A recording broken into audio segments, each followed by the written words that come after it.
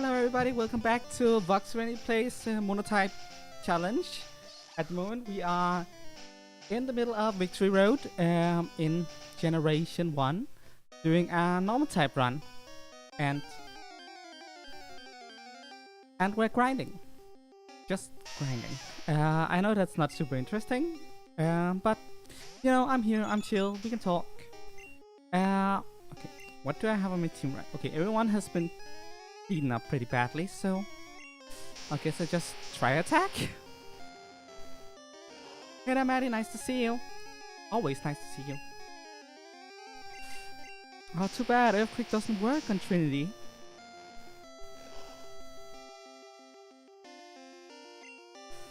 And self-destruct, great.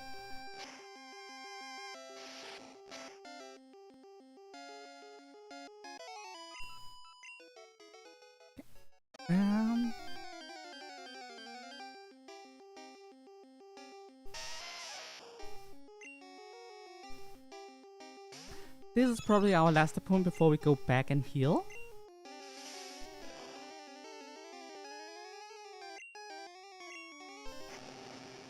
Yep, we so need to go back and heal. Why does everything explode in this cavern? I didn't even get XP for that. I hate when that happens. That's just the worst.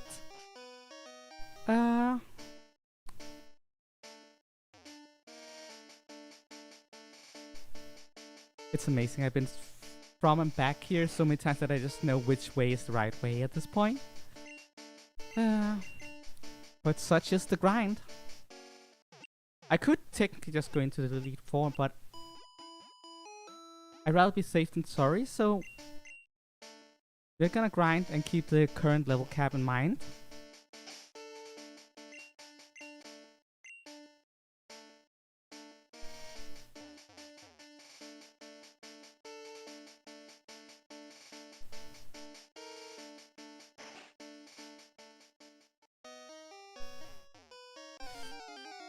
I mean, at this point I might believe it. I really feel like the game is trolling me.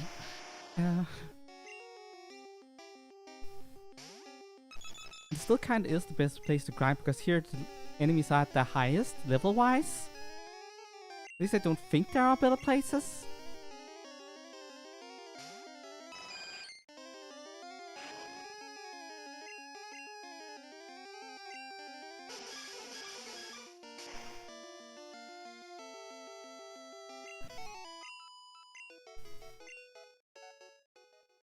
We still like a lot of levels, but I hope we get to fight the Elite Four, it's called, within a couple of streams.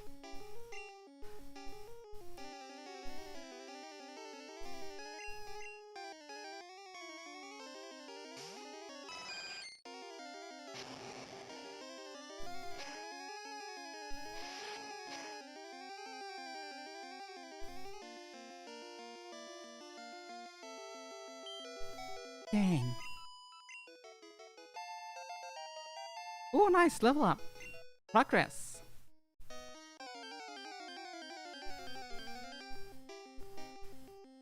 What is we're going for level 56?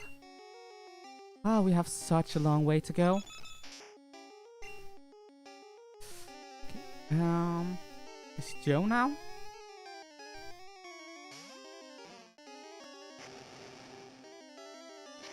And everything still explodes at me.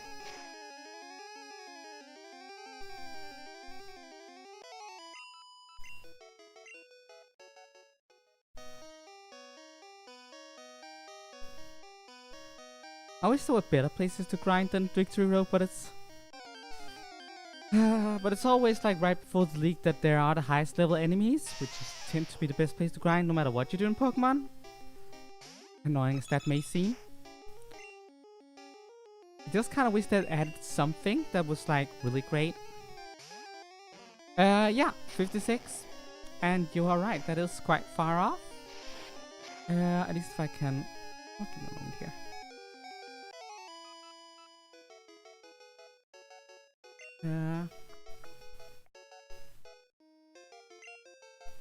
Yeah, 56 is current level cap.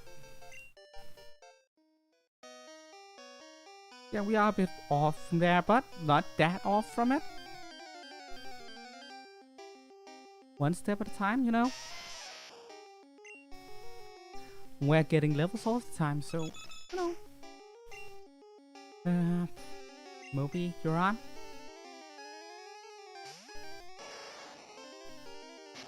Moby is probably the one that is the one that is the furthest away. Sadly.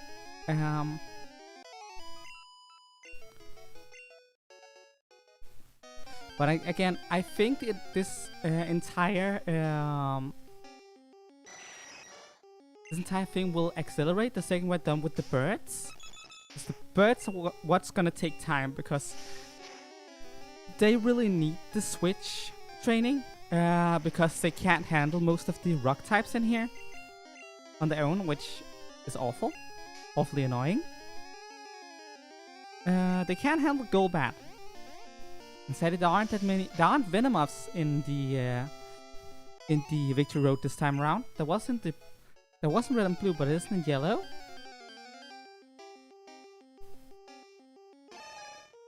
They can handle McChoke fine though. Let's one-shot this guy.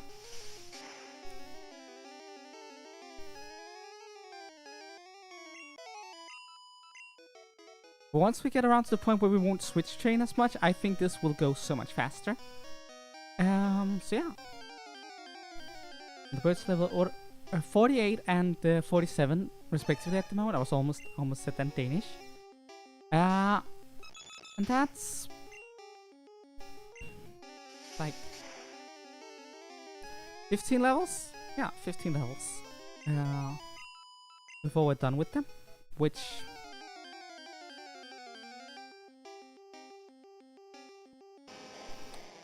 is not that much.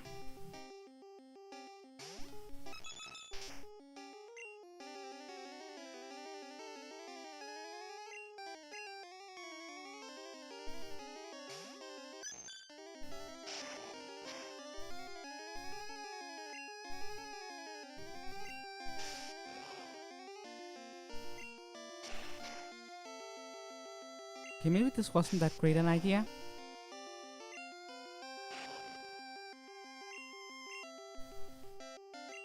Yeah, no. Actually, I guess we'll continue Valkyra.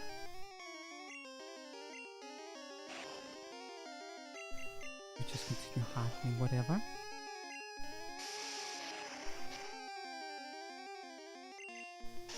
Get through you, eventually.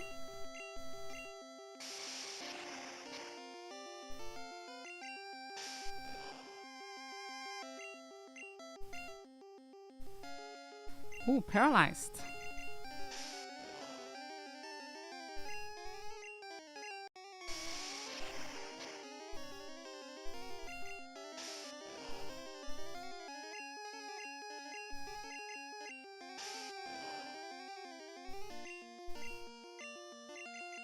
And victory.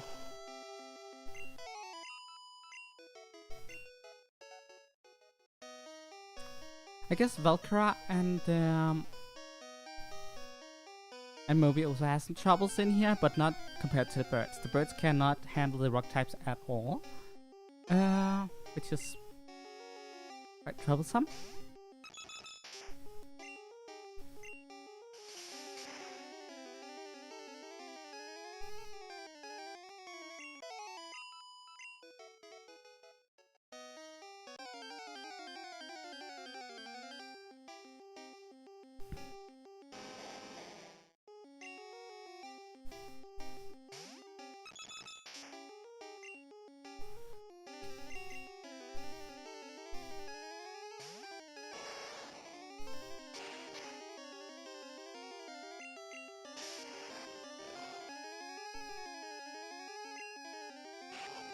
I wish Onyx didn't have Harden in here.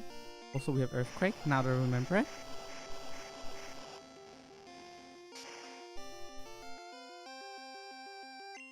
That makes like all the difference.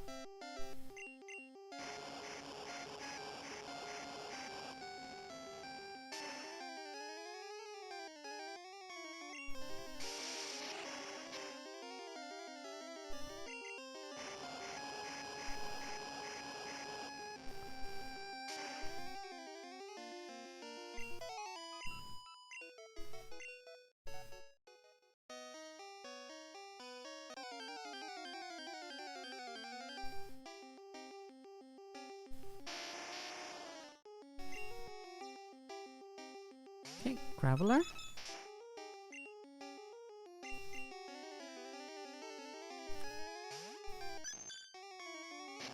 And self-destruct, of course. What would I have expected otherwise? Why would I have expected otherwise? Ooh, another level up. Progress.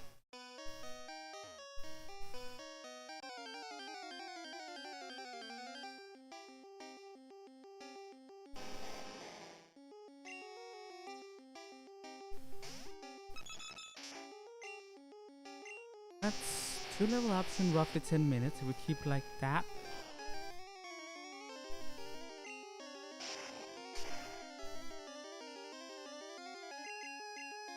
You're right, this is a pretty tedious and slow grind.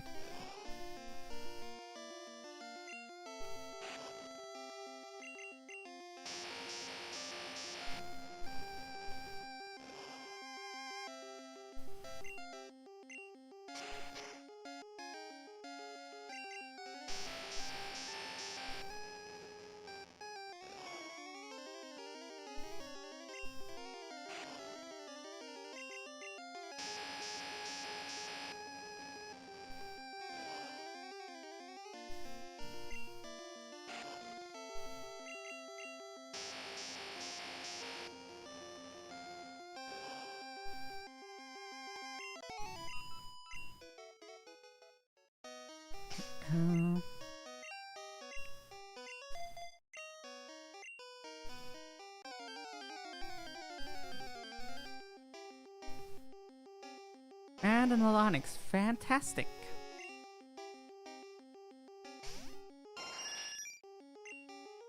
I guess I'll just fly attack it.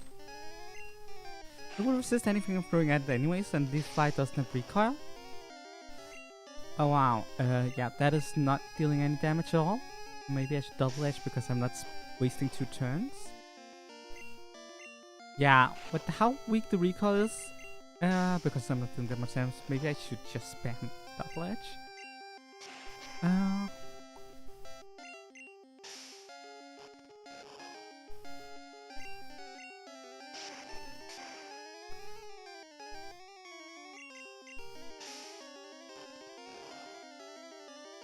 Nice crit!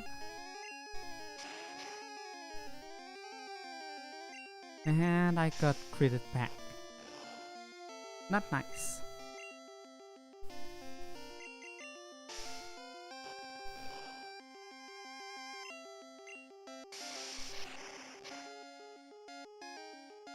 Now he's raging at me. I don't like that.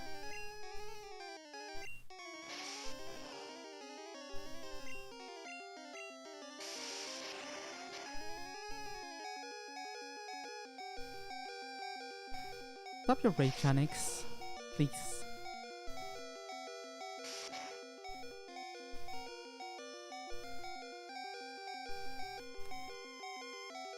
Oh, come on! Gotta be kidding me. We can do this.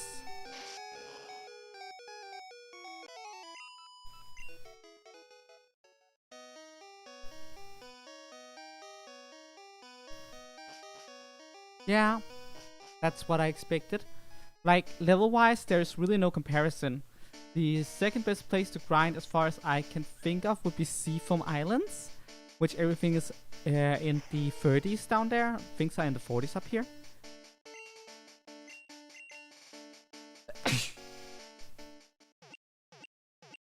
Sorry about that.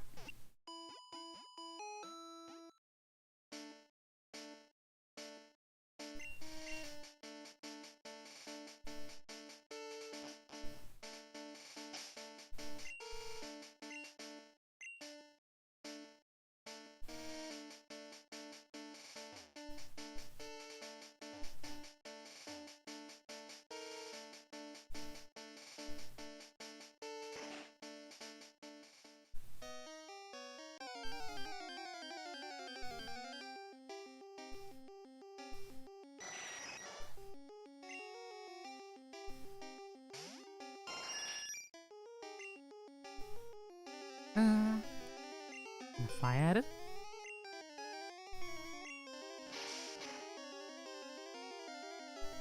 At least things are still on par with me at the moment. There's gonna be a few levels before we're ahead of the curve. Like straight up ahead. I believe like Onyx comes at level 49 here, which is almost level 50. Golbat is level 44, so like, no.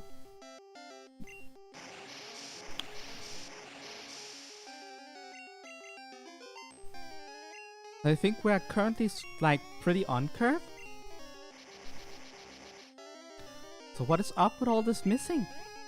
Well, now I'm confused too. Just fantastic. Did we just really just miss like 4 times in a row?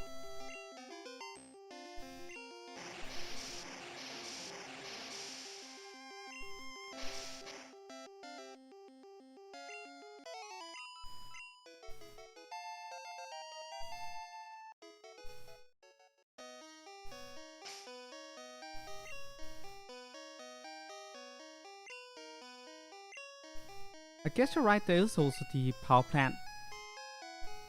But also, like...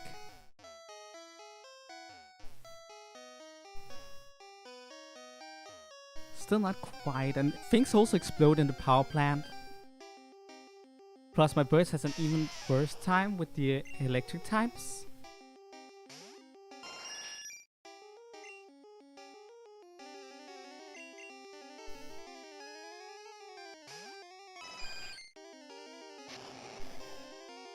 But let me guess, this hits Benedict so hard that Benedict can't fight anymore.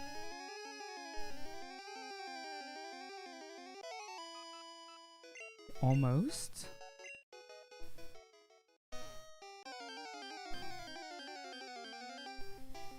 Not a big fan of all the exploding. Most definitely not.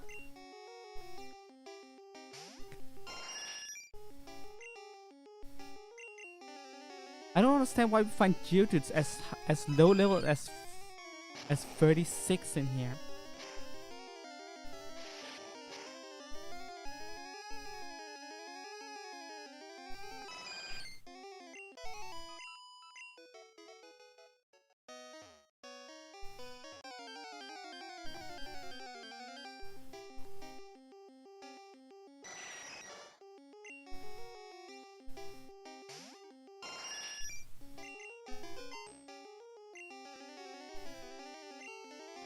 Once my first Pokemon hits level 56, I'm gonna box it and take out Cut from the box, you know, the Diglett, because it knows Dig. Because at that point I might as well get a quicker way back to the Poké Center. Oh.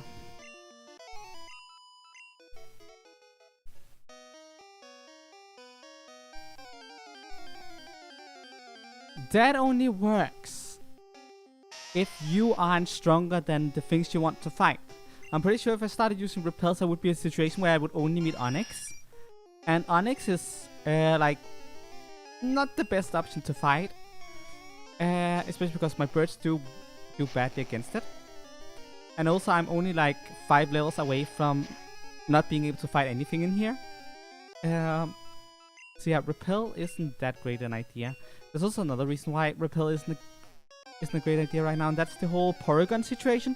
I barely have any money to use at the moment, and I need healing items for the Elite Four. Spending money on repels would probably would probably doom the run, or would possibly doom the run, not probably, but possibly doom the run, because I might go so low in money that that I can't handle the Elite Four. At least not if things go south in there.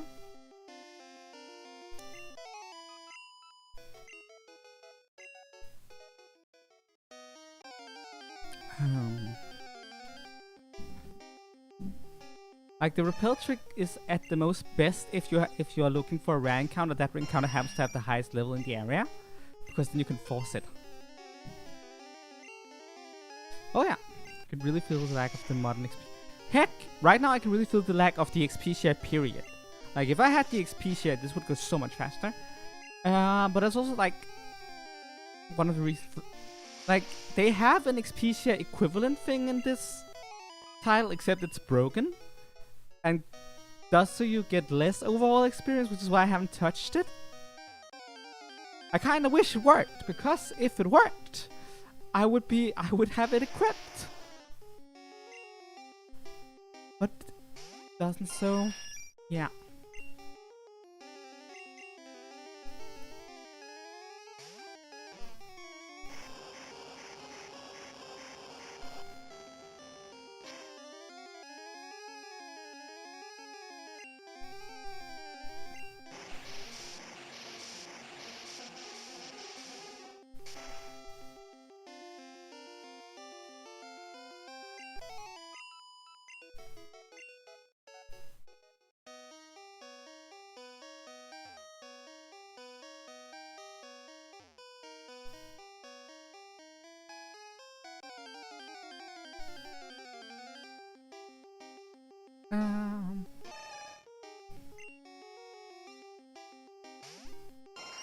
This is another thing. Like, the modern XP share is not, like, except in Gen 8, I think, it's not really that well balanced in general. Like, Gen 6 is the worst offender. You get XP way too fast and you get to be ahead of the curve. Which is good if you just want to one-shot everything with your strongest attack, but for me that's not fun. But it's also like, I can mostly see it because with the modern XP share I can do super crazy stuff like having teams that are bigger than 6. I'm just using a team of 6 here and I'm grinding.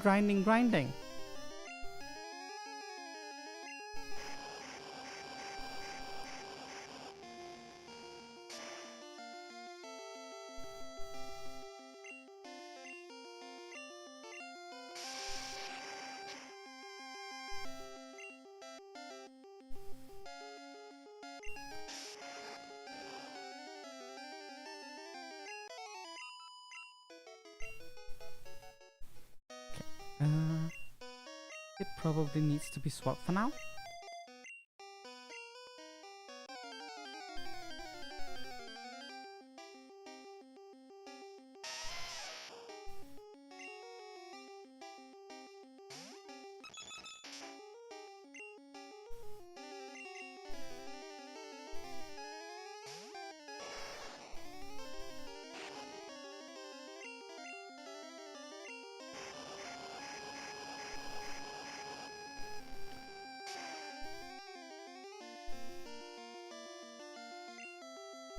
Oh, come on, you didn't have to self-destruct like that.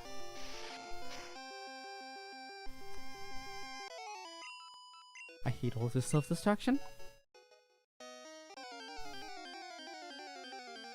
I'm honestly really happy I got to use a Taurus, because I don't usually use Taurus, and it's actually a fun Pokemon to use. It's a bit, I'm gonna smash kinda, but you know, fun.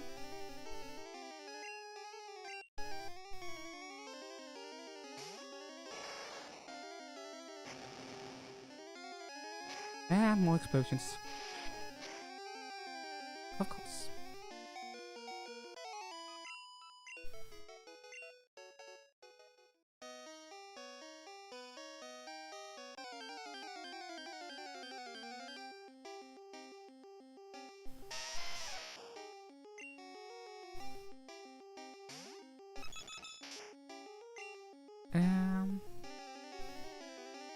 So we use Valkyra now.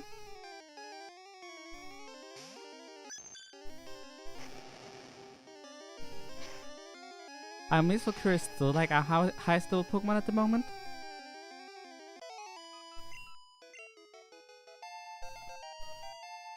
Now shared with Trinity. Awesome. That's progress.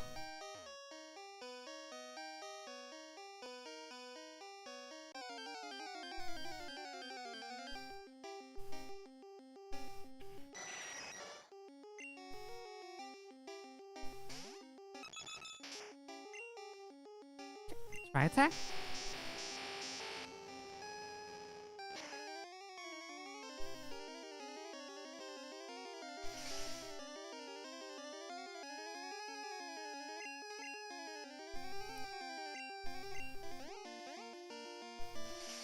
Oh, I'm so glad we didn't hit ourselves in confusion.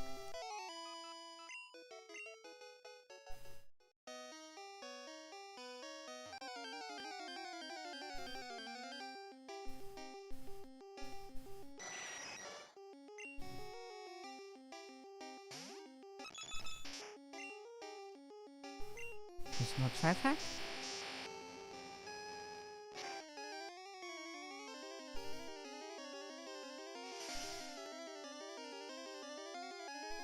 And another confusion, just great.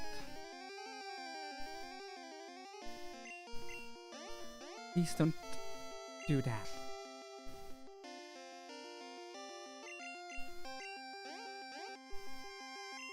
Don't repeat it. But that confusion that can be so frustrating to deal with.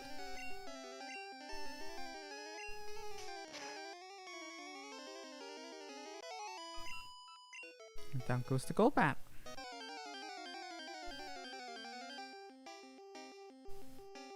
And an onyx. Wait.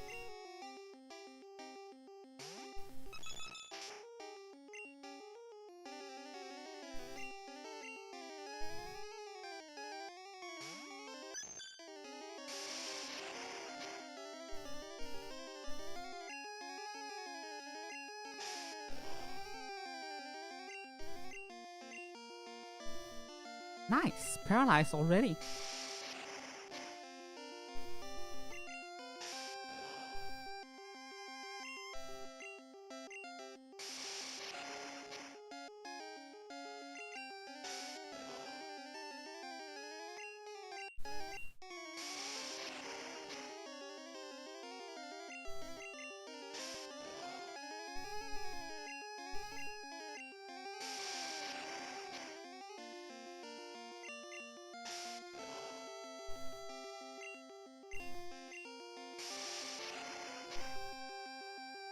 Can't you just be paralyzed for a second?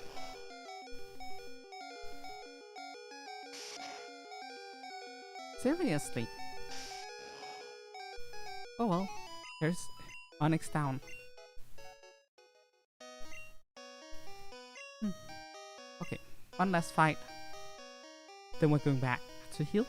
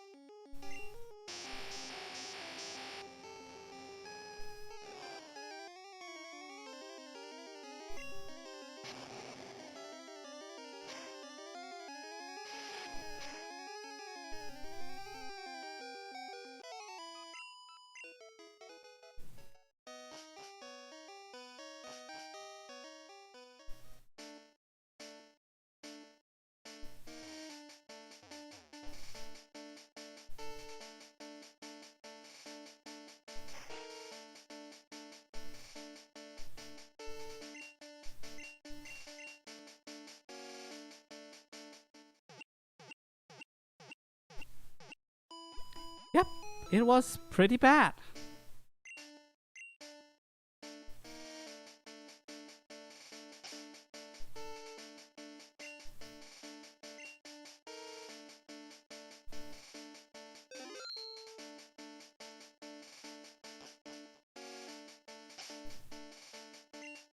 Yeah, definitely not worth it.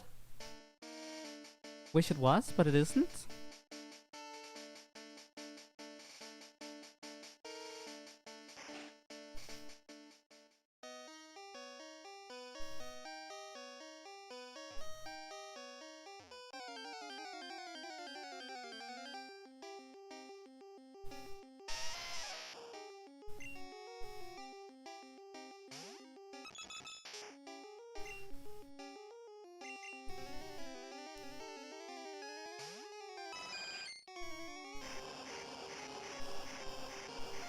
Oh, that's gonna hurt.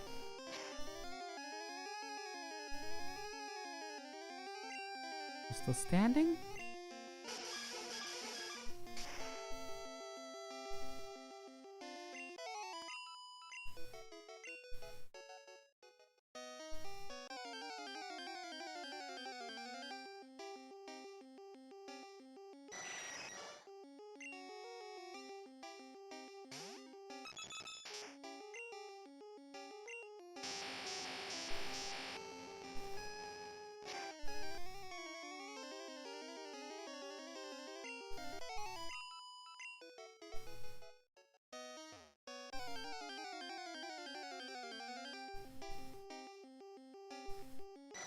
And another Golbat.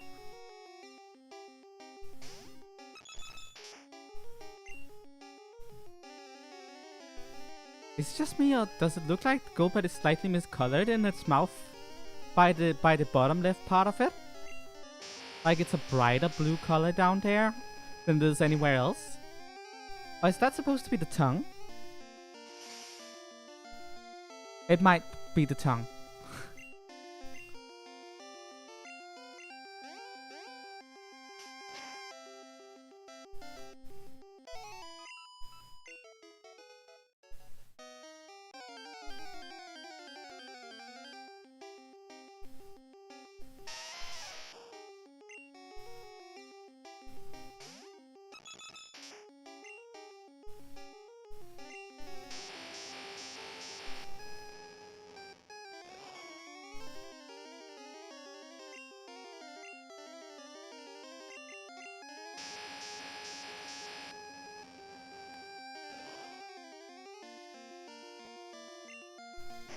Gotta be quick. You kidding me?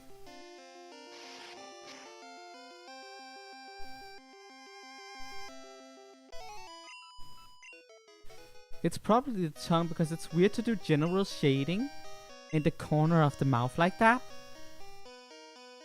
Like, it's brighter color than the rest of the dark, so I would shoot that would be a highlight. But who highlights the bottom corner of the mouth where it should be darkest relative to where the light is? Yeah, I'm standing by it. I think it's the tongue.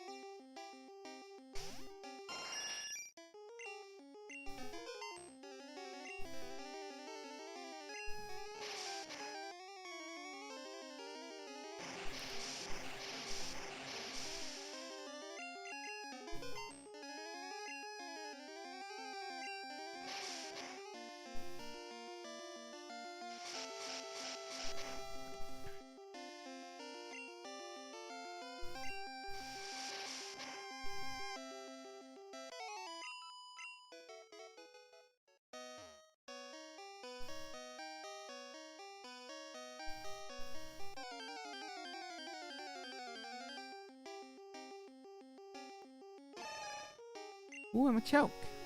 Those are always nice to show while we have the birds.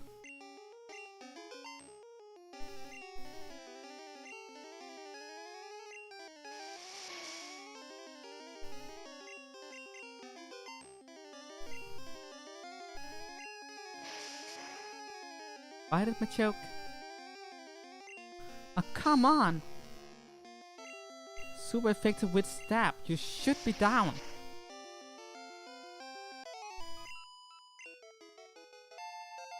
Ooh, 55 levels to go.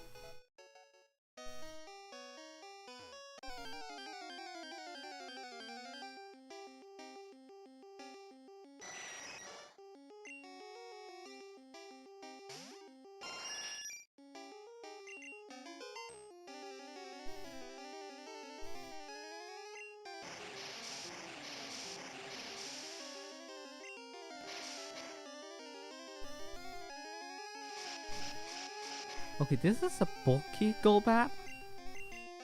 It is tanking my fly pretty well.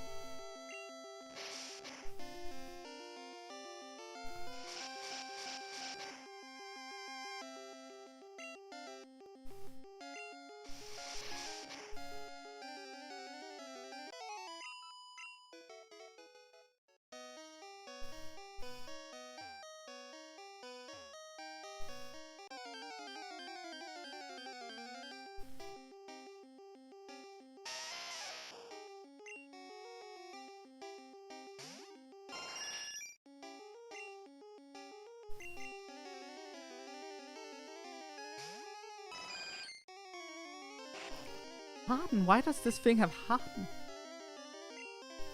At level 41, why would you know Harden? That's Metapod's signature move or something like that. Ooh, 54 levels to go.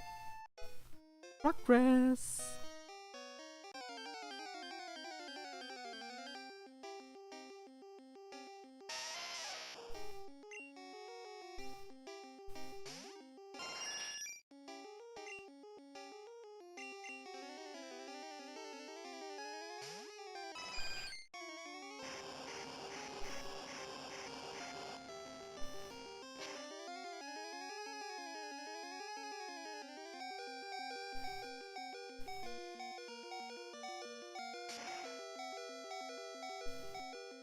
And down goes the Geodude.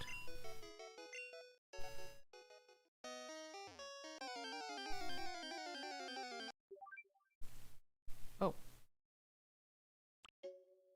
And you accidentally hit the touchscreen.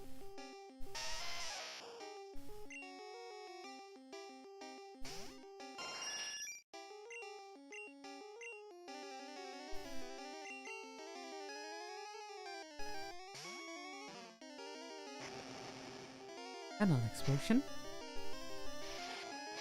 I wish there was something that could prevent explosion and self-destruct. That would be nice. Without compromising the team that needs experience right now. Also, another thing about it, there isn't really in Gen 1.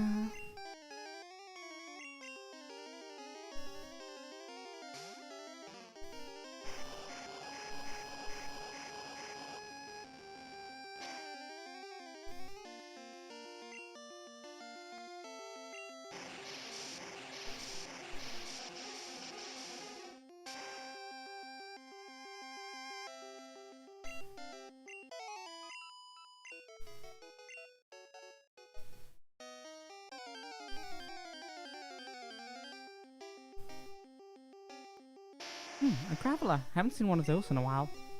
They give decent experience. I know I'm not full of commentary today, it's just grinding can be very repetitive and it's hard to do commentary about it. Sometimes when I'm grinding, I like to, you know, have a different topic ready.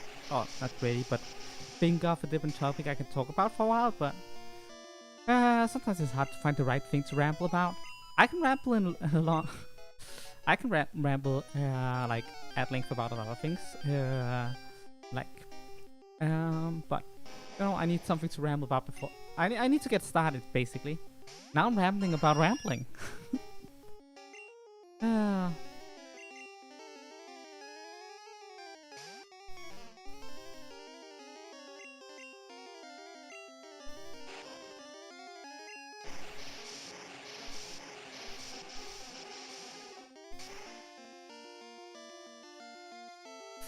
Oof, that is a tough one. Like, not for anything, Gen 1ers, but Kanto isn't the most exciting place in all of Pokemon. Like, it's very vanilla in a lot of sense, you know.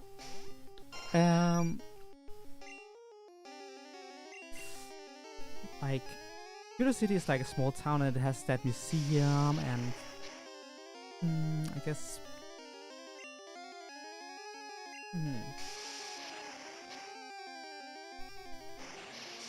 I mean, Saffron City is interesting because it has that history with the fighting JoJo, which is, as far as I understand, the canon of it is the previous gym that was kicked out when Sabrina took over.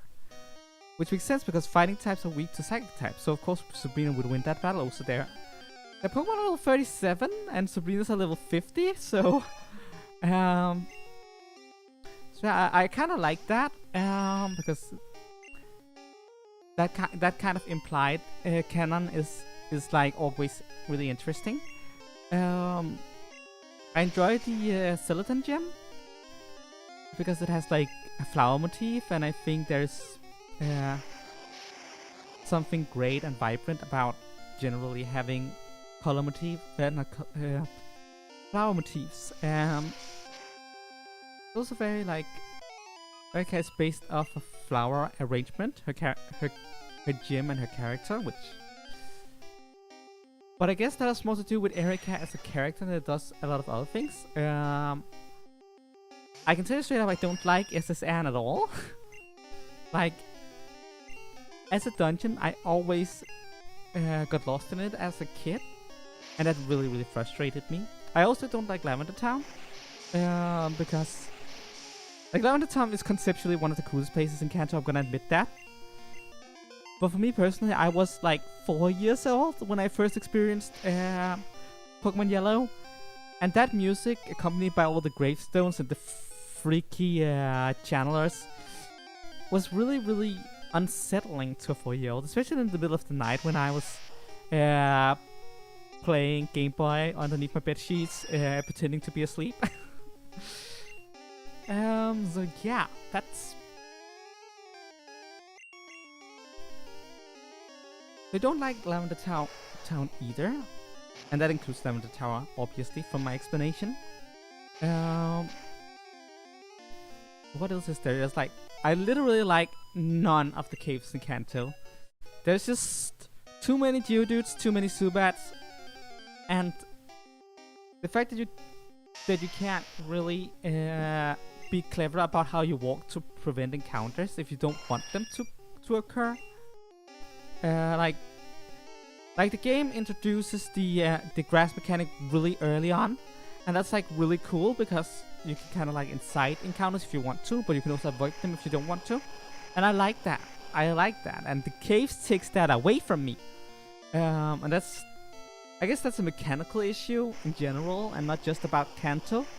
But it does mean that any cave needs to be really impressive in order to, you know, stand out for me, because just the fact that these mechanics exist means all caves has like minus points from the get-go when I'm trying to think of like which areas I like the best. Yeah. What's left? Take out all the caverns, and like a lot of the towns are sort of bland, I think.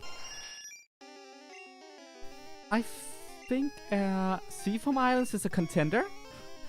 I know, I just went out on a long rant about why I don't like caverns. But Seafoam Islands is one of those places where I spent very little time on it as a kid because I couldn't find it. It was like... I was too dumb to navigate the waters, so I couldn't find it, and I cheated my way to Cinnabar Island by flying to Pallet Town and then just surfing down. That was easier.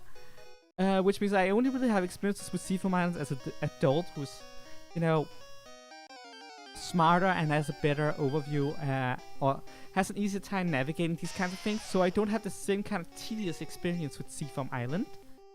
And I have a bias towards ice-themed things.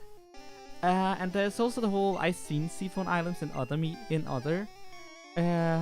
than just the original games, like in remakes and stuff, and I like the like blue icy motif from more recent takes. So there's that. I like the power plant in concept, but I really don't like the execution. It's really just another cavern, which I already been on about caverns. The puzzle in Seafoam Island is infuriating. So I guess that subtracts 2. Cinnabar Island might be up there, but I kind of wish they actually had like the volcano on the island so that you could like see it with your own eyes. That would be awesome. Instead, it's just implied that there's a volcano.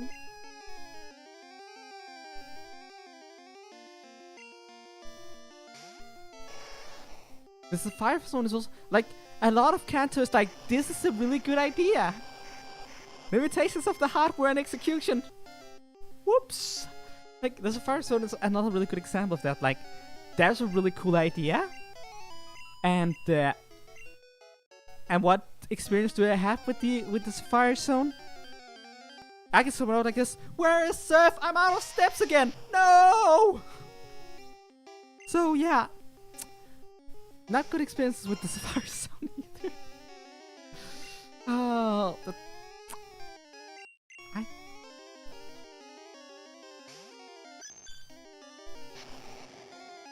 Have I been through the entire... Why do I play these games? It's...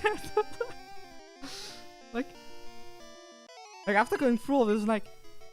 Is there any aspect of the game I do like? Apparently I don't like SSN, I don't like the caverns, I don't like... the Safari Zone, I don't like Pewter City, I don't... Oh, that's... Oh, this is... I feel silly right now.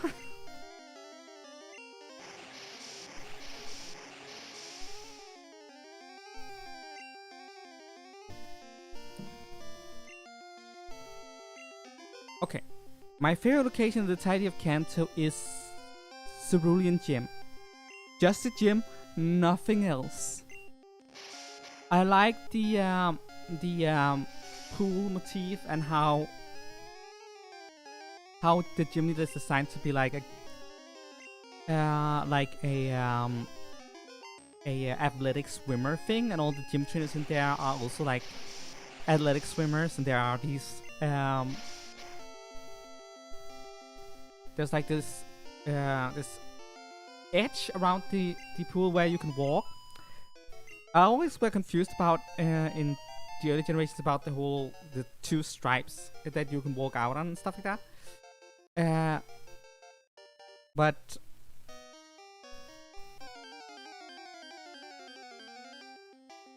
really there's just like there's a pool to the right and a pool to the left.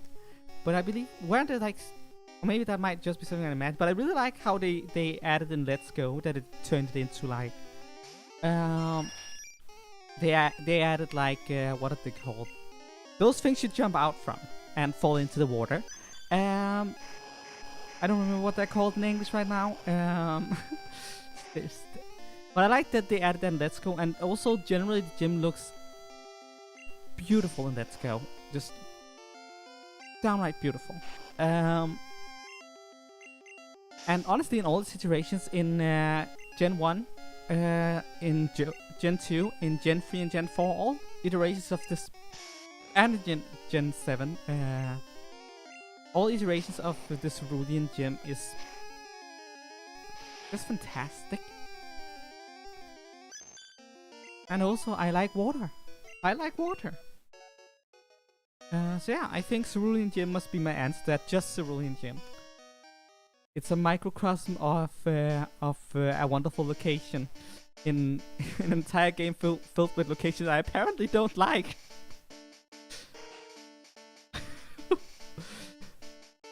You asked me that question, I'm like sitting here with the existential dread of the fact that I really like this game, but I don't like anywhere in this game.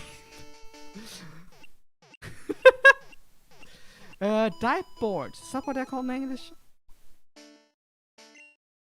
And there's nothing wrong with that. I also don't live in any English-speaking countries, so...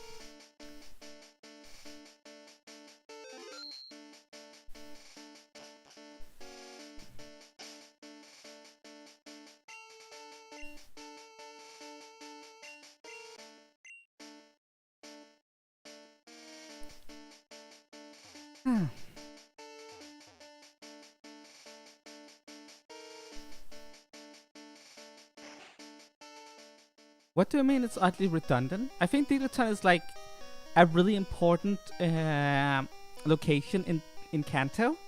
Like, I don't like Diglett Tunnel, but it's like the only way you can backtrack to Pewter City before you get Surf or Fly.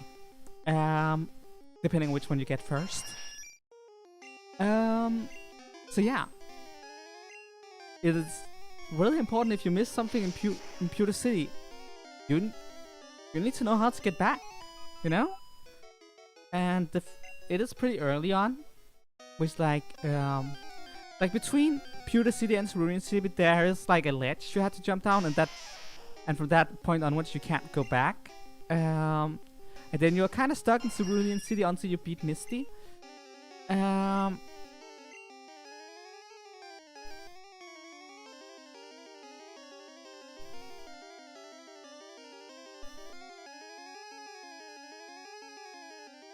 Are you really stuck on two pieces? What is that is the blockage there?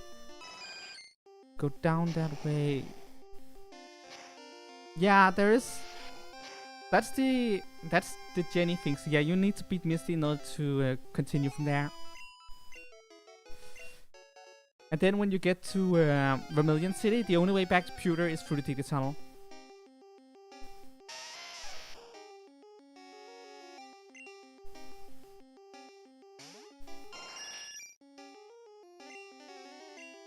I think it's important to have the ability to backtrack, especially if you realize that there was a Pokemon back there you wanted that you missed, or something like that. I know that technically things can wait, but also imagine you are a 6-year-old kid. Your favorite Pokemon is Nidoking, and you play through Kanto, and then you get to Cerulean City. You don't have a Nidoking because you never found a Nidoran. You don't know where to get it. And then your big brother is like, hey, I know you like Nidoking. Did you get a Nidoran back in at Route 2, next to what's it called? Next to Viridian City? And then and then the kid is like, oh my god, I missed that.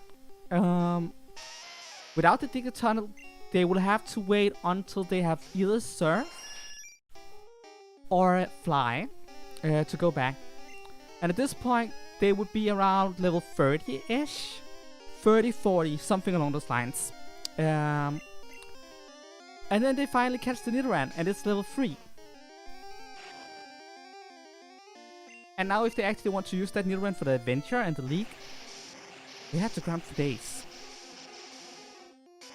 So I think the Digger Tunnel is very important for exactly those kinds of situations. I know that it was highly specific, but Pokemon is a game about adventure and collecting, and there are so it's time to start a new playthrough. And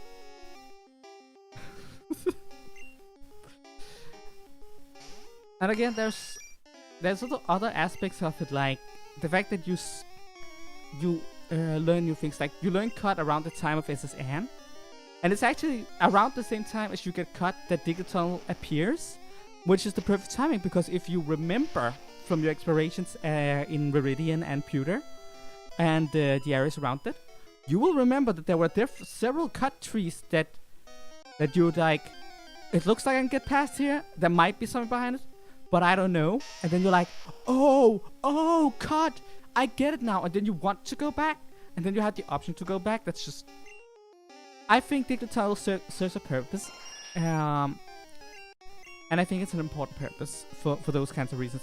It may seem like a lot of small things, but it adds up to a fuller experience that you have that choice, that you can go back and, you know, act on the whole, I remember those cut trees, and the whole, if I missed a Pokemon. I think it enhances the experience overall.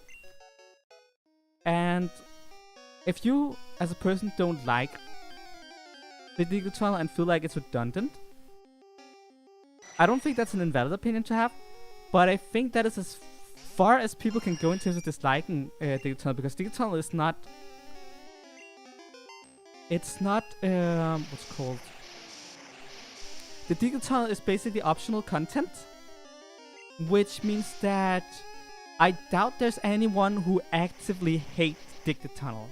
At best, you're like neutral about it, or maybe think it doesn't serve much of a purpose. And as such, I think at worst, it doesn't make a difference. At best, it enhances the experience. I think that's a really good range to be in. I don't like Digger Tunnel either. I think it's a really, really boring dungeon for what it's worth. But the fact that it serves the purpose of connecting you back to the previous areas, which you would otherwise not be able to backtrack to, I think Digger Tunnel is important. And I think it was the right decision to create Digger Tunnel in terms of game design.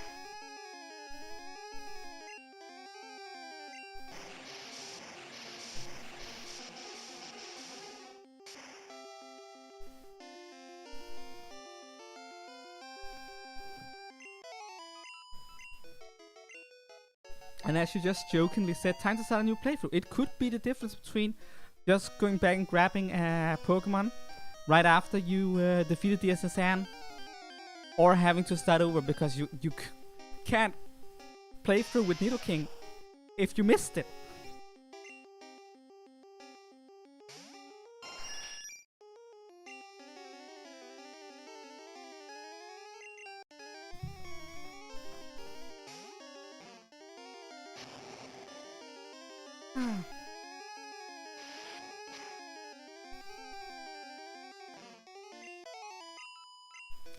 Actually, now I think about it, I think one of my favorite locations might also be Viridian Forest. Like, it's a very unique dungeon in all of Pokemon, unlike the cavern dungeons. You aren't super restricted by the whole you can get encounters anywhere, so you can still like walk around some areas. There are some areas where you're forced to go through grass, and I don't mind that as much, but like because those are like short stretches and you can like kind of rest in between where there are paths with no grass. I think it could probably have been designed better, and I think it has been since in Hoenn. Like what is it called again? Helix Forest is the one in Johto. What's it called? The Hoenn Forest. Petalburg Woods, that's the one. Petalburg Woods is like, it's basically just a superior version of Viridian Forest. And I know that might piss a few people off, but the thing is, Viridian Forest is good for first try, and Petalburg Woods just feels like they took the ideas that came from Viridian Forest and enhanced upon it. Like I said, Viridian Forest forces you several times to go through grass where you don't have it for longer stretches, which I don't think that's an issue per se, but in the case of Petalburg Woods, they do that too, but the stretches are shorter and there are more freedom in between them, which makes for a better feeling experience. They also like, the dungeon is not long per se, but for the first dungeon it feels, it's like this is the first dungeon kind of thing, and it has a specific feel to it. Both Viridian and Petalburg Woods has that feel. But on a backtrack, you have to go through these long stretches of grass if you want to get back to Viridian Forest. But in Petalburg Woods, you just jump down a ledge and you're there. And that's really clever design in terms of, you know, being good for backtracking. Like, that's also one of the reasons why Digger Tunnel is like kind of frustrating, because it's just one long boring tunnel. It could have been an interesting dungeon design, and it could have been better at the whole backtracking thing, where it doesn't feel like you have to fight through a dungeon to earn the right to go back to a weaker area to pick up something you might have missed. That's silly. I think that's silly. So I think Petalburg Woods is really well designed. But yeah, most of the reason why Petalburg Woods really works is because of what Viridian Forest did beforehand. So yeah, Viridian Forest definitely also up there in terms of things I like.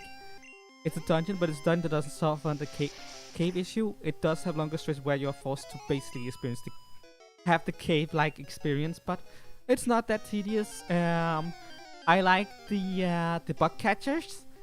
Like, there's some personality to Viridian Forest when you're walking and you're like, there's a Pokemon trainer that wants to challenge me here, and he's a bug catcher. That's very fitting for a forest dungeon. Like, kind of wish there was also like rangers and stuff like that, but there was a limitation to how many different types of trainers you could have had back then. So, you know, I'm gonna give it up past that, but it could be fun if there was like, this one is a bug catcher and this guy is a forest ranger, and, you know, and maybe one of the guys is like, what's it called?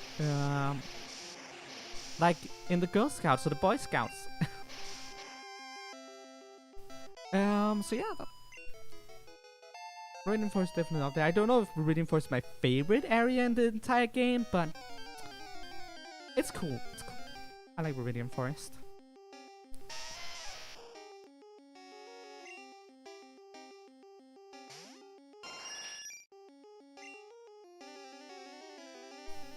There's also another thing I really like about the general what's it called, map design of the Pokemon Red and Blue and Yellow, and that's how free it feels. As I said, like how you can do things in almost any order you want to, which also helps on the whole being able to backtrack early. It feels like you can go wherever you want and the game doesn't really restrict you. The only time where it feels like the game restricts you is Cerulean City, and I feel like that's more there to tell the player that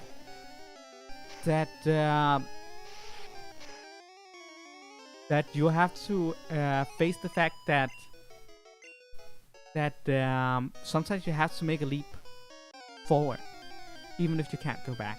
And that's like a really cool lesson to learn. I think that's like a small way to say that. But also they give you the ability to backtrack later, which again feels good in the exploration and the freedom. And again, as I said, I think that's really great about the original games. Erica, Koga, Sabrina, Lieutenant Surge, and Blaine can be defeated in any order as long as you defeat Blaine before. As long as you defeat Koga before Blaine, and I think that is one of the reasons why Gen 1 is so beloved, because you weren't just following some path that was laid out for you. You were on your own unique adventure that was definitely different from others because you were exploring. Some kids would go to the left here, and some would go to the right. Some would continue onward, while others would find a hidden path. And regardless of what you did or how you dealt with it, you still somehow managed to get to the league. It's just that the way you got there was your own. And that's something Pokemon has been missing for the past I don't know how many years. Like, ever since, what, Gen 3 or something like that? The feeling of exploration has been, like, dead. Okay, maybe I'm a bit too harsh with that, because Generation 3 at least had the vast ocean that was uncharted territory. But also that didn't matter, because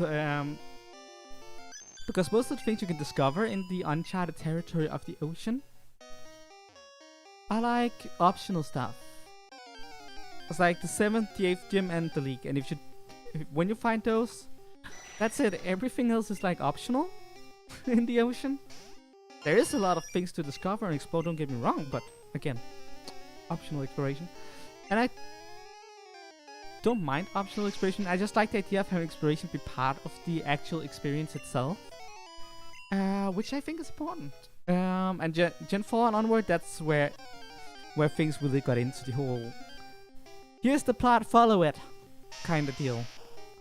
And it's got more and more linear with time. Like, the games has been progressively more hand-holdy. And I know, I'm not saying anything that a million of other more articulate people have said before me.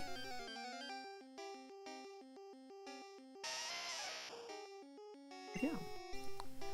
I think one of the coolest things about Pokemon is that there's so many permutations to what you can do in any Pokemon game, even the most linear games, because your team is a set of 6 Pokemon that you can make from hundreds of options, with each of them having dozens or so options for attack combinations. Your team is uniquely yours, and if you also let the path be uniquely yours, that's why you make a game where every experience will feel super unique. And I think that's cool, and I think that is Pokemon at its most essential. The freedom to do your own personal thing, you know?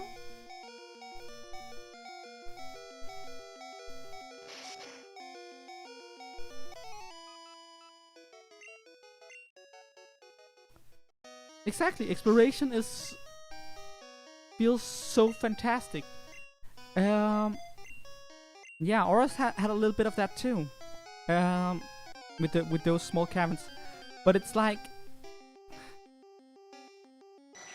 how do I put it?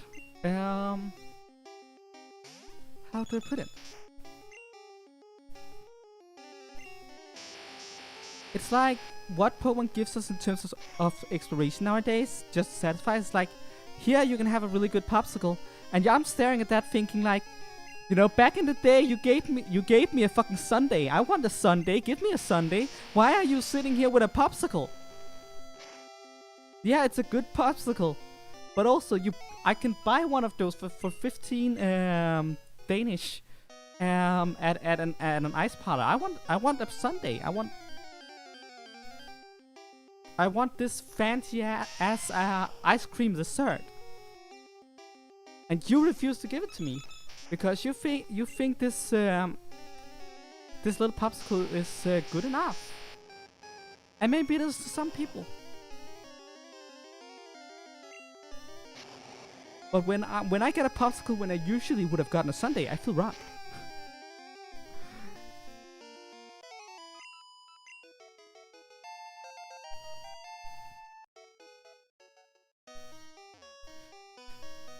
But also in general, I think it's a nightmare to think about because it's not that older Pokemon games are superior to newer Pokemon games. Like, newer Pokemon games are better in terms of graphical fidelity, UI, design, stuff like general quality of life improvements. See how I talked about the XP share before? There's a lot of things that is just fundamentally better about newer Pokemon games. But there's also just so much that has been lost. It also comes down to how I feel about like, if you think about how I feel about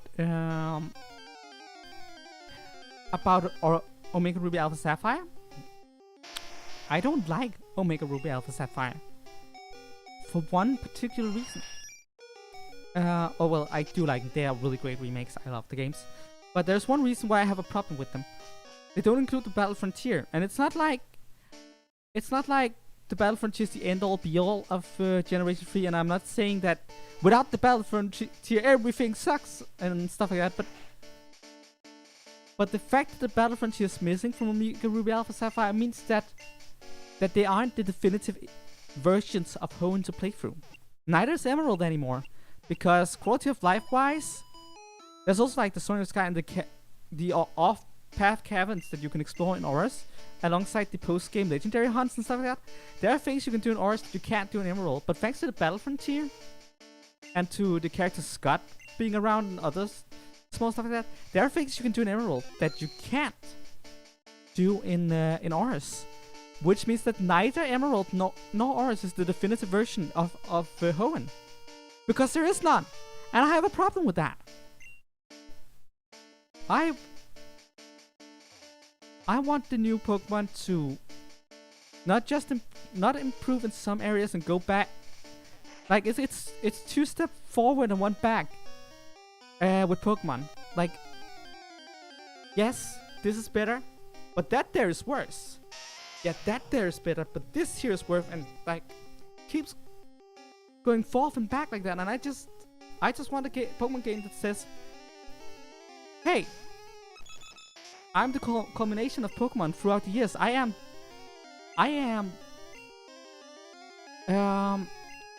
the result of the hard labor of Game Freak for the past 25 years. That's what I want, and I'm not seeing that anywhere. And I think it's especially bad. It is especially obvious with the remakes, when we have the situation where we can't even get remakes that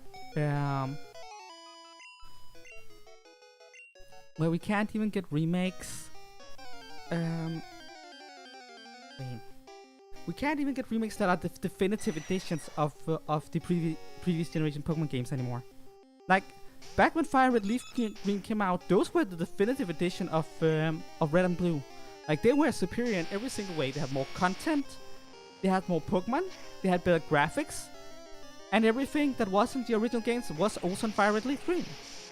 Now we have a problem because Let's Go does not include the City Islands, and while they don't have to include the City Islands because they weren't in the original games either, what that does is that Fire and Leaf Green has something Let's Go doesn't, and Let's Go has things that Fire Red Leaf Green doesn't because it's on a home console, it's higher graphical fidelity, so on and so on. It even has co-op play. And that's... So which one is better? You can argue either way. I probably think Let's Go is superior, honestly.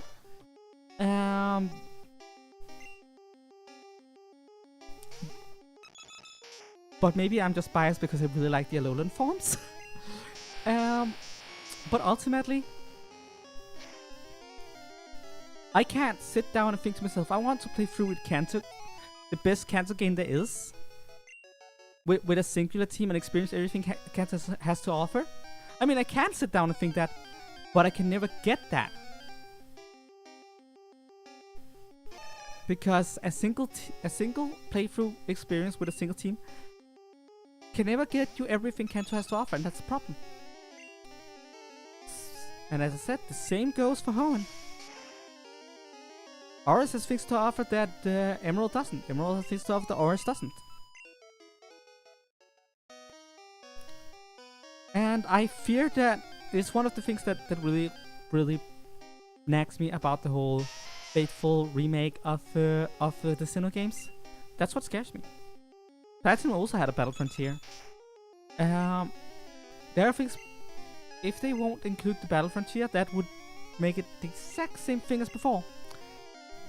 We would have a situation where we don't have a true definitive edition. And that really annoys me. If I ever want the full Hoenn experience, again, I need to play through both Emerald and Oris. That's a lot of hours to... When I technically only wanted to experience one game.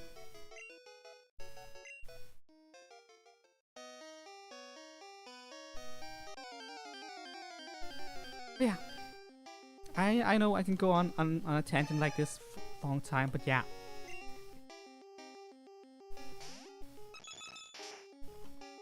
I have high hopes for Legends Arceus. And I think even if they butcher it, I hope not. I hope it's gonna be a great game. But even if it's not as great a game as we all hope, I think I'm gonna love it. Simply because it's gonna be a breath of fresh air. Pokemon has also been growing still with its formula, and it has experimented a little bit with changing. Like Gen 7 had the trial captains, and Gen 8 had didn't have an Elite Four. But it's like whenever Game Freak wants to experiment, it never lasts. And it's not... I have nothing against the old formula. It's just that maybe not every single game has to be the exact same old story. We heard it, and it's solid. But can you play a different tune? It's kind of like Last Christmas during December. Like, it's not an awful song, but can you play another song?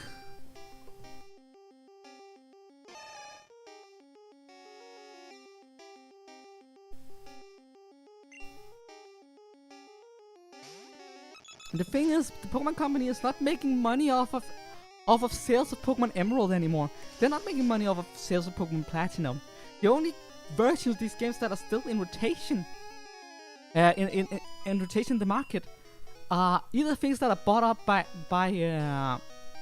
people with less scruples because of the whole bubble with the Pokemon video game market, or people who have used games. They literally don't earn money off of it anymore. There's no reason to not make a definitive edition, except that it's cheaper to not add everything in that was there, that was in the third edition originally. And oh, it annoys me. It annoys me so much.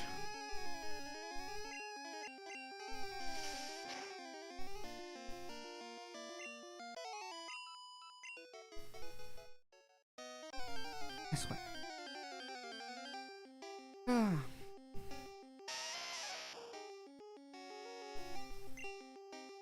I know I'm being harsh on Game Freak.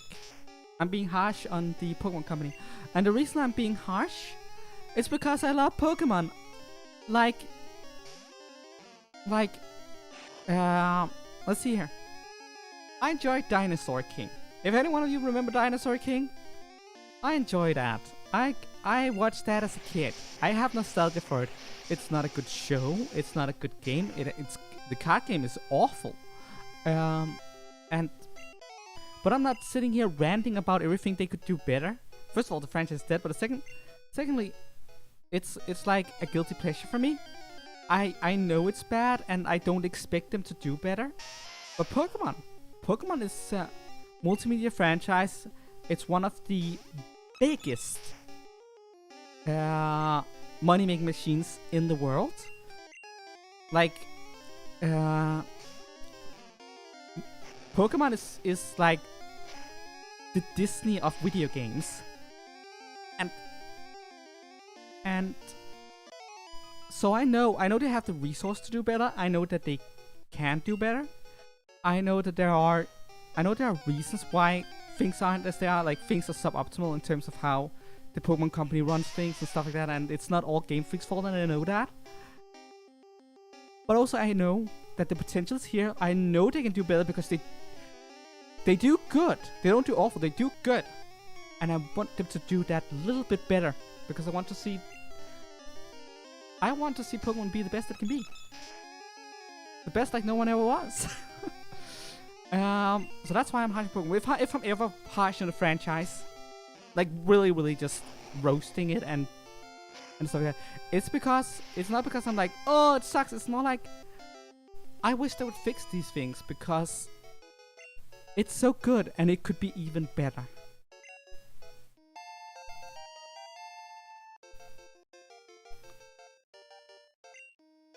Oh.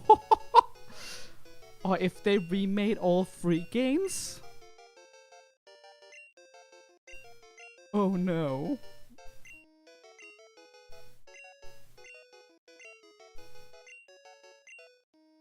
This is still deep. No, I don't want to make room. Yes, I don't want to learn it. I had a real trouble whenever my Pokemon would learn a new move. Back when I was a kid, because I couldn't read English. So it's just like, I know this is a new move. I don't want it to learn it. So I press no. Now it's asking me yes or no again. But no. That infinite loop was really frustrating. Right now it's just because I was like talking about other stuff, so I wasn't really concentrating. So I was confusing myself. But I was like, oh no, this feels familiar.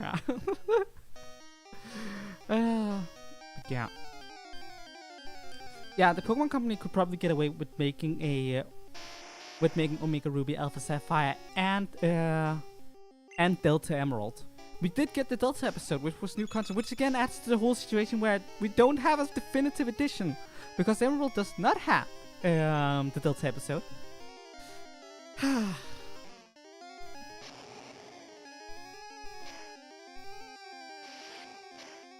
I wouldn't mind that. I could live with that. If you do the passion on content as DLC, I'm down. Sure. I'll throw the extra money. As long as I get a definitive version of Sinnoh, I'm good. That if it's not in the base game and they do it as DLC, man, I'm down. I'm so down. But they aren't gonna do it. I wish they had done that for Auras, to be honest. But yeah.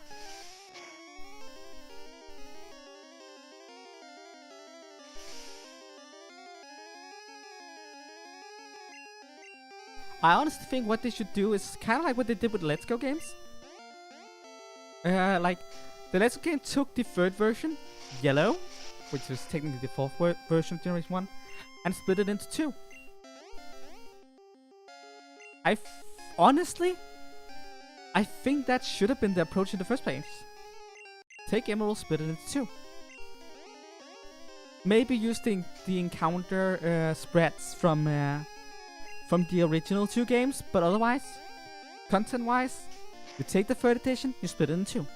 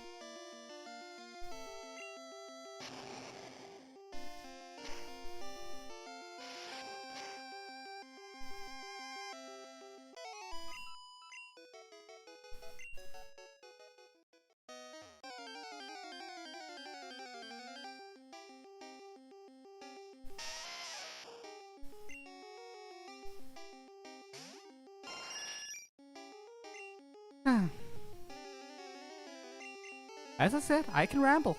I just need to know what to ramble about.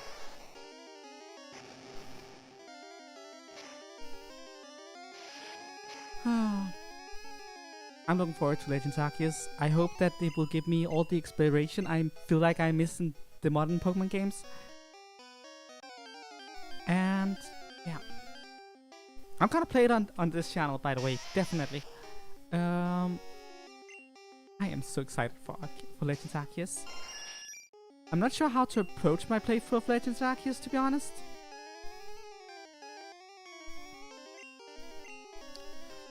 Like, normally what I would do is play the Pokemon game by myself first before I had it on the channel, so I have an idea what I'm doing.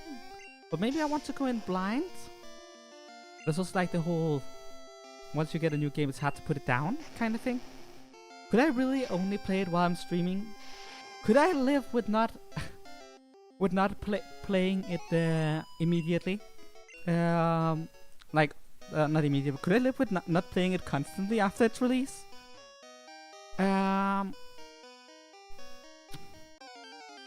Ooh, that's a tough one. I need to figure that out.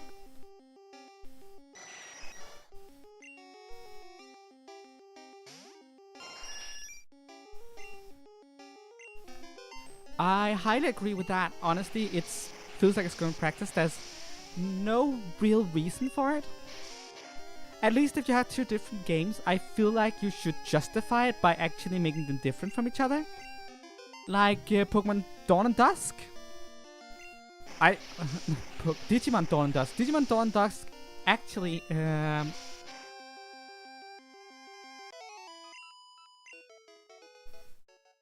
feels like exactly what I want out of a Pokemon split game thing. I feel like they had the right idea with Gen 8, but also they had the right idea, not the right execution. The fact that Alistair B and B's gyms are identicals, except for like how to put it, are like identical in function. They just have a different skin. It's really frustrating, and it's the same for Melanie and Gordy, except with Melanie and Gordy it's worse because the dialogue is identical. At least if there was a difference, I didn't notice it. It was like they do that pun about the falling into a hole or something like that, and then they're like, oh, I guess you already did, or maybe you did. I don't know. I don't remember the exact quote, but it was. They just talk about the challenge of the hole, and it's infuriating. It's honestly just downright infuriating. Yeah. It doesn't need to be big things. Like Jellypocalypse had an idea when he did like a YouTube video that's like, my pitch for a Pokemon game. He was like, let's make 3 versions because that's more money, but also have each version start in a different town. And like, yeah, okay. You know what? Start them in a different town, have the plot be slightly different, because you start slightly differently. That's a good idea.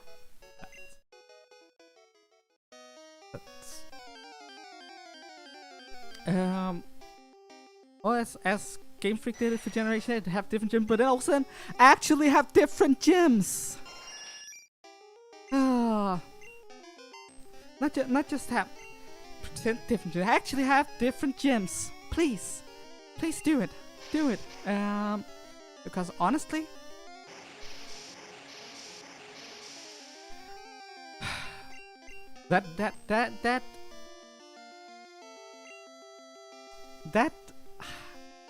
yeah, honestly, half-ass solution they did for Generation 8 really stinks.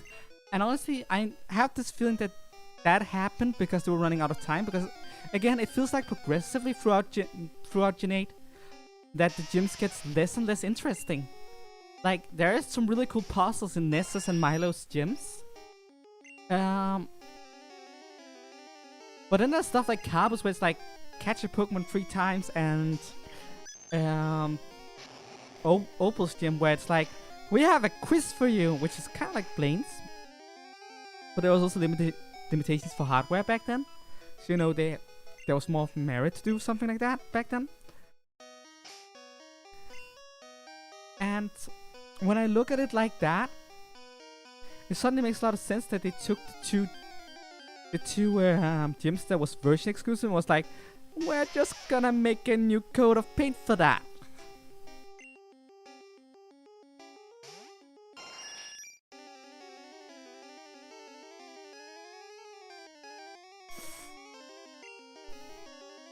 I know you're joking, but that's actually a really good idea. Like, take aside the whole where you're joking that the one that is the protect equivalent wins, but the idea that like there are two different protagonists and they're rivals, and depending on which version you pick, you get to play as the other protagonist. So depending on the game, the other one is the rival. That's a really cool idea.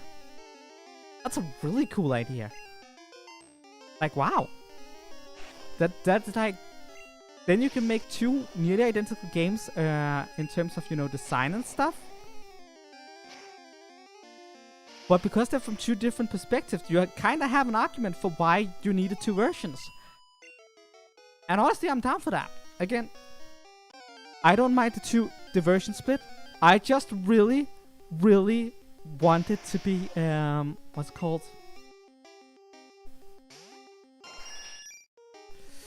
Want it to be justified, and right now it's not justified. I don't think it's justified. Right now it's just we want more money, because that's how shallow the difference between the two versions are, and that's just sucky.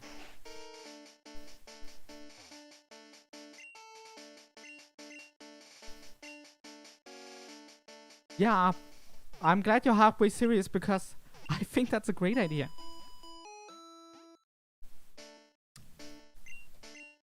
The main reason to have two different versions is to what's called encourage trading, and I don't think that's a problem in today's world where we have the internet. Everyone can always trade with each other, and people will do that just because they think it's fun and it's a community thing to do. I don't think you need to limit what is available to people in their version of the game. I don't think that's necessary at all. And even then, with the starters being like exclusive, you get to pick one of them. You're still in a situation where you enforce people to trade, because you can't get all the starters in a singular playthrough. So yeah, you don't need that.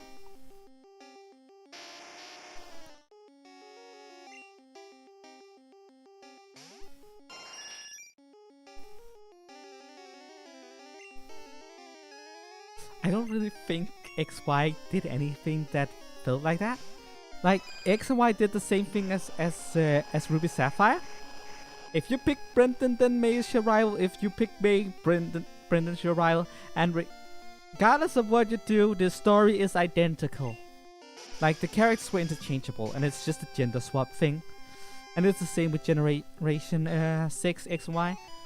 Either you're Serena or you're Callum. Whether you're Callum or Serena, your rival will be the other one, but also, the plot is the same. The plot doesn't change. It just swaps who's Callum and who's Serena. Like, your mom is the... Well, if you're Callum, your mom is the Rhydon rider. If you're Serena, your mom is the Rhydon rider. It doesn't matter. It's interchangeable.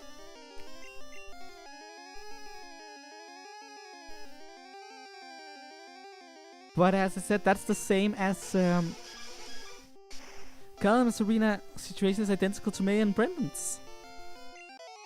If you pick Brendan, then May is your rival. If you pick May, Brendan is your rival. If you're May, Norman is your dad. If you're Brendan, Norman is still your dad. It's interchangeable, it doesn't matter, and they're both the self-insert protag. So yeah, that's... Yeah. Basically the same thing, and I think both of them are like... I don't think that counts.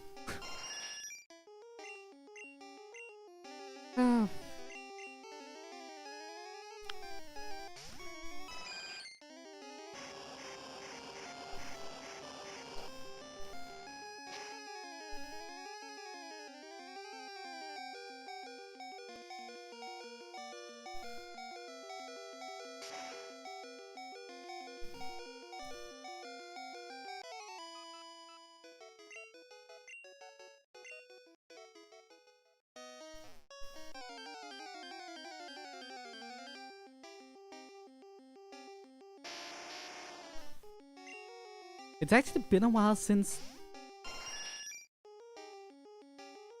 X and Y was like the last game where they did that thing where the protag you didn't pick is a different character in the game.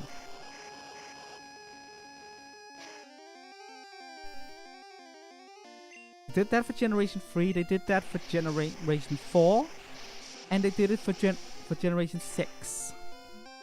But also, it doesn't really make sense to do that anymore, not with the not with the character customization being a thing.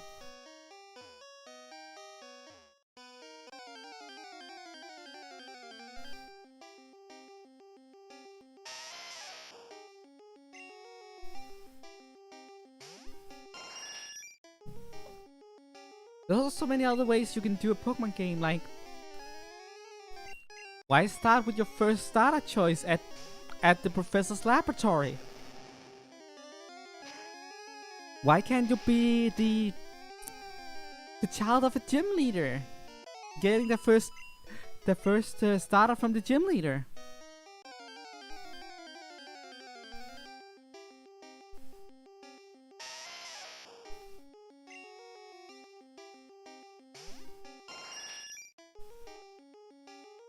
Better way to do this. If you want to encourage trading, the better way to do it is to utilize modern technology. Either go the route of Poco with real-life region exclusives, like the butterfly in XY, or introduce seasons like the Animal Cross to give people a reason to trade across the hemisphere. There's so many better ways to do it. I agree. Actually, the seasons is a brilliant idea. We have had seasons before, back in Generation 5, and that was a lot of work. I'm gonna admit that. Like I didn't do it, so I technically don't know. But I'm gonna assume it was a lot of work to make 4 different tile sets for each area in the game. But it doesn't require as much work in a 3D engine, does it? You can make a snowy landscape by adding some extra effects, right?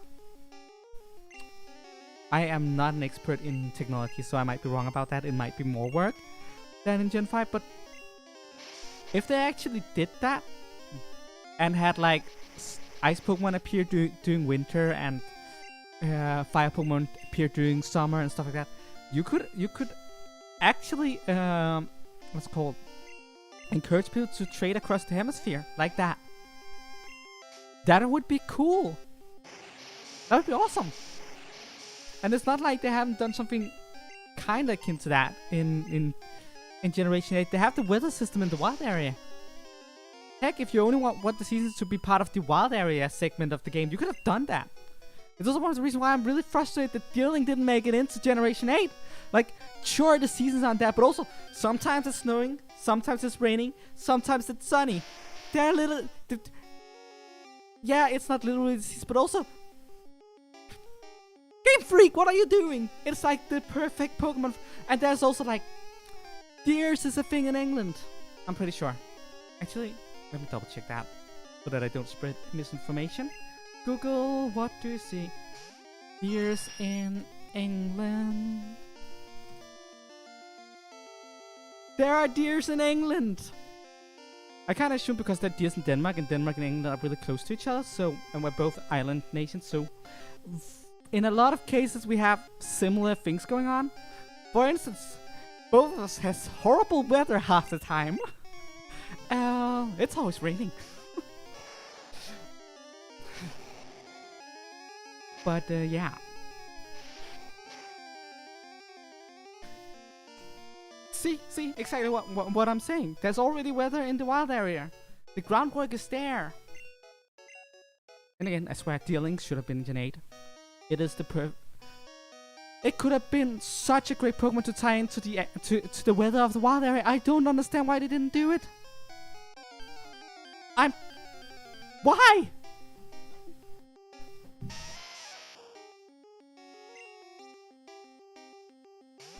That's such a missed opportunity, I swear.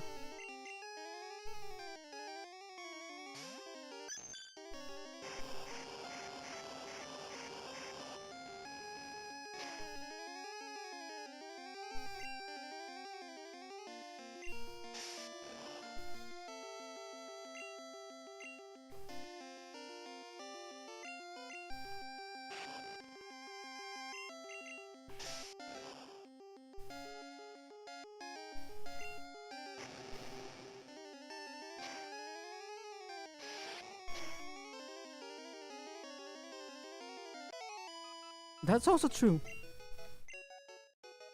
Like in Gen 5, they didn't do it by 4 seasons. I mean, they still did the 4 seasons. I'm just saving in case of a crash. But the seasons changed every month, which was weird. But also meant you didn't have to wait for too long to get the Pokemon. But with the globalization, it's not really a problem. As I said, with the hemispheres going on, I still think, like, generally,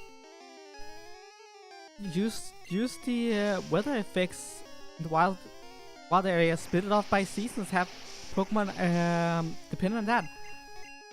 That would be awesome. And England would have been a great place to do it because, like Denmark, the weather is chaos. It's always raining, except when it's not. And when it's not, it's snowing, it's hailing, it's stormy, or the sun is out. Like the weather is ever chaotic.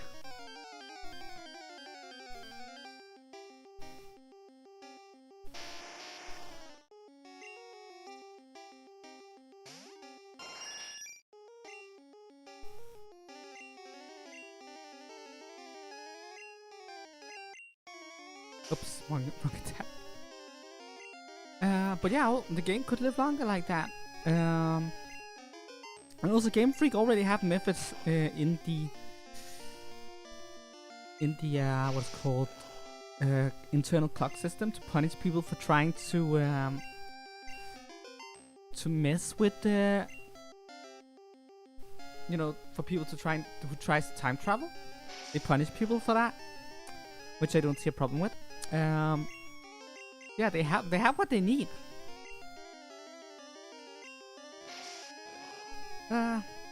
It's a great idea. Or if you don't want to do the ever-changing seasons, you could release 2 versions of the game, one taking place in summer and the other one in winter. Pokemon Summer and Pokemon Winter, Generation 9 games. It's like the same story, the same game, but vastly different Pokemon in each region, and the environments will be entirely different. Like there might be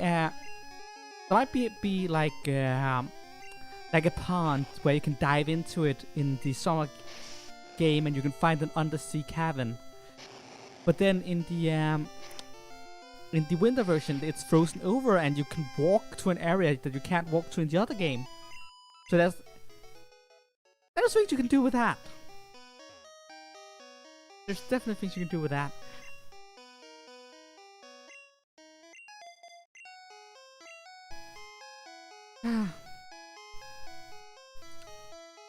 There's a lot of opportunities. Pokemon Summer and Pokemon Winter. I like it. And if you want to be scummy about it and earn extra money, you can make Pokemon Summer, Pokemon Winter, Pokemon Autumn, and Pokemon Spring. Yeah, you can force people to buy 4 games if they want a complete collection. That is.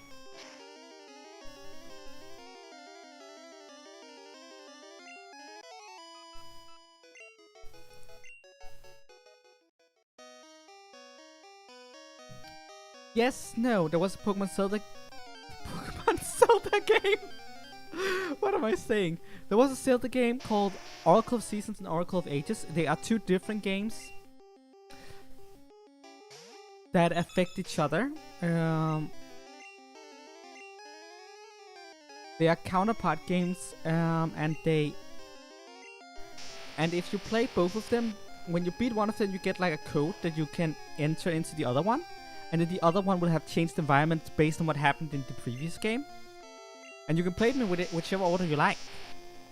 Which is the coolest part of it. So yeah. But yeah, Oracle of Seasons is based around changing the seasons, and Oracle of Ages is based around traveling through time. Both have some really interesting puzzle aspects to it. Where like the travel through time is like, get this thing over here so that the thing is in the future is moved on, or there's a thing in the future that blocks this thing, so you have to go past it in the past. Whereas the season 1 is like, you need to freeze this lake to get past.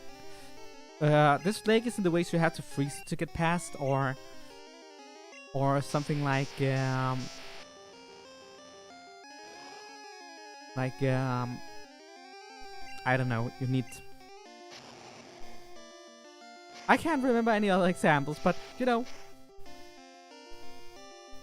Pokemon so Smash Bros. No, not Smash Bros, silly. Oh, man. You are? Not Smash Bros. Pokemon, not that game. You also do know that Smash Bros is more of a Pokemon Fire Emblem game. That's right. Like 25% of Smash Bros is Pokemon characters. 25% of it is like Fire Emblem, and 25% of it is Mario, and the rest is miscellaneous. At least it feels like that at times.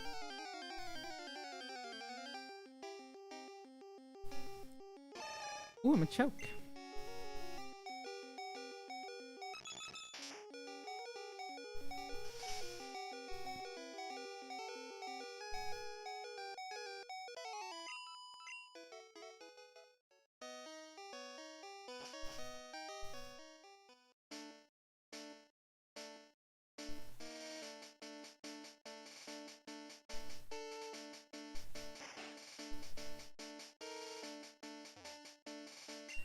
It feels like the grind is really paying off at the moment, which is great. Like, the birds are ever closer to that 56, which is really nice.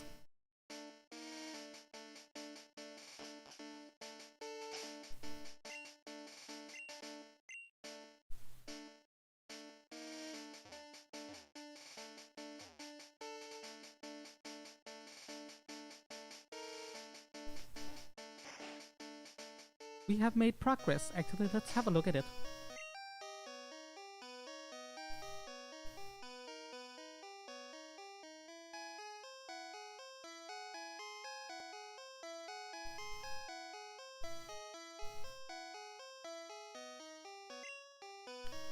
$47 left to go. 47 levels left to go. That's pretty good. We like 60 when we started today, so that's some good progress. That is 13 new levels so far, and we still have 13 minutes to go.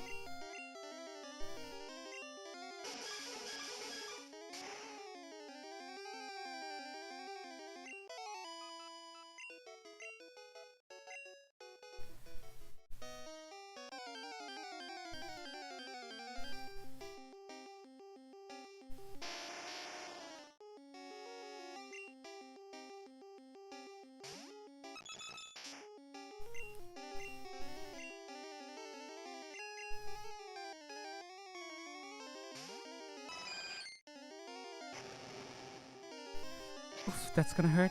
Please survive, Benedict, so you can get a little bit of the experience. That would be nice.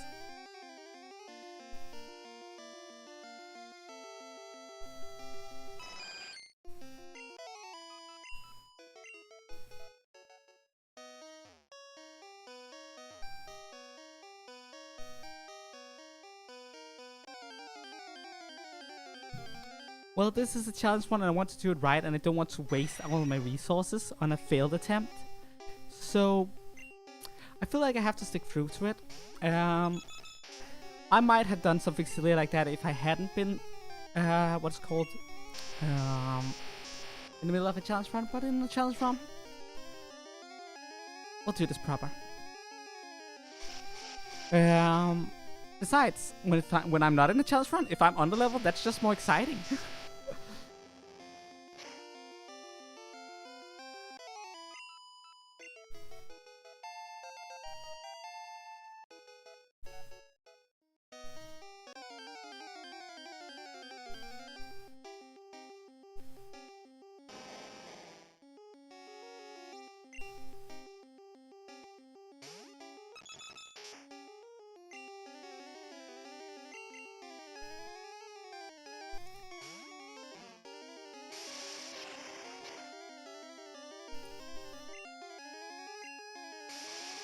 It does seem like we're gonna be doing this for at least a few more episodes, which I was hoping to be done with the grinding just 2 episodes in. into the grinding, but we're not halfway done. So yeah, that's what it is. I still believe that it will, what's called, pick up once we're done with the birds. We'll see about that. Because we're also going to be a bit slowed down by Valkyrie. But we'll figure out. Oh, 48, not 47. I thought the Drio was at level 53, not 52. Huh, my bad. Well, progress is progress. That's 12th level in 2 hours. Yeah.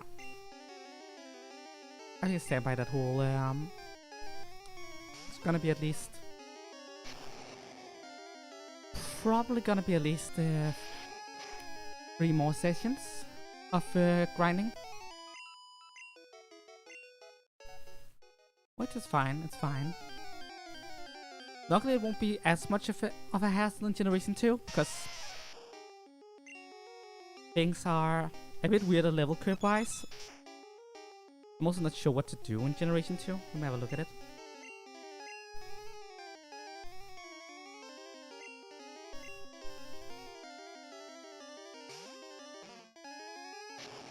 Yeah, time shows change, and also I think it's better for everyone that it isn't like that, because honestly, grinding is not fun. It's repetitive and it's frustrating.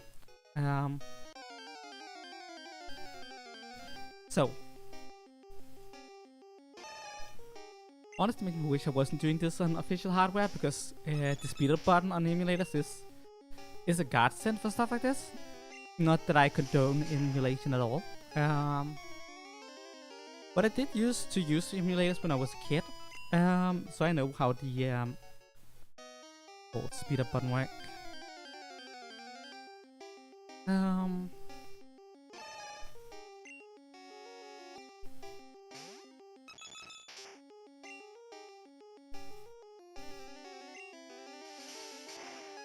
That would be nice, yeah?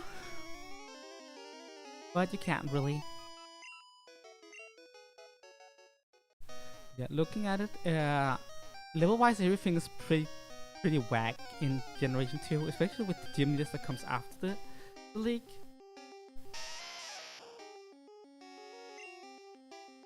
There is a chance that I can't beat the gym leaders after the league at the levels that satisfy me.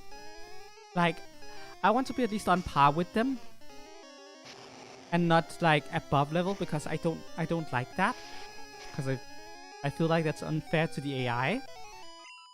Especially because the AI is so dumb that I should be able to beat it even if we're on par. I don't have to be over leveled. With Generation 2, being on par with the post-game stuff is being considerably under level for the Elite Four. Which is a really dumb way to do it. I think it's ultimately gonna depend on how big my team is and how I'm gonna do it.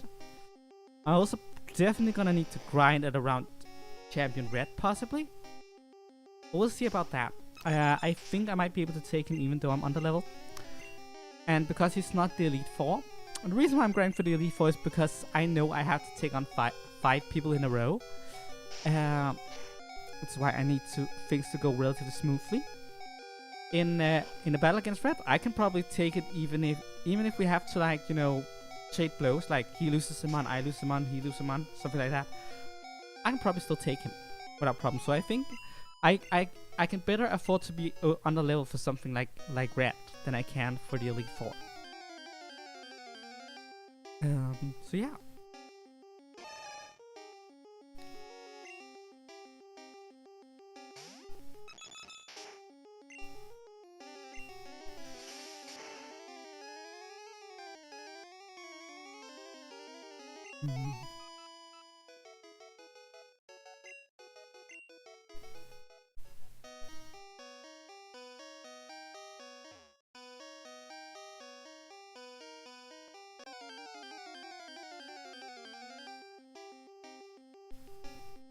Ooh, a callback.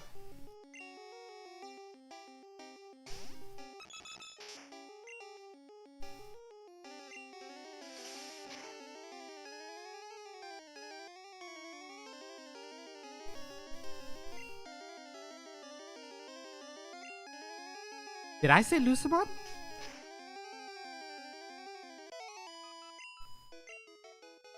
Did I say that? I'm confused. Did I... What?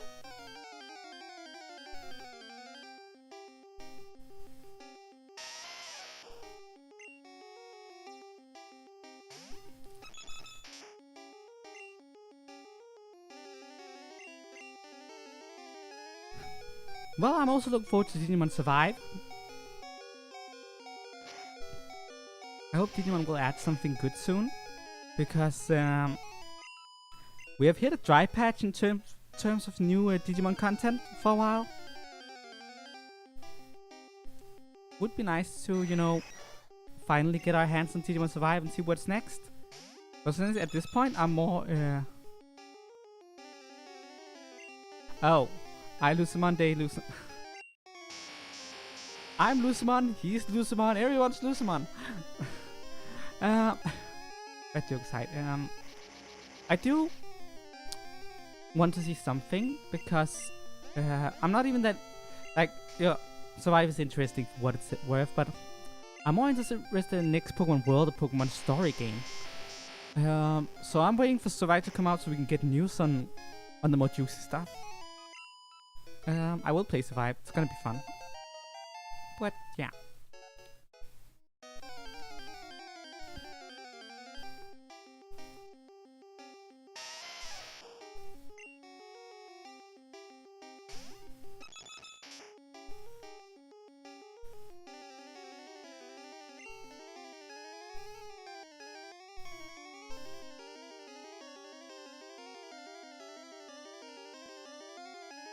Here we go.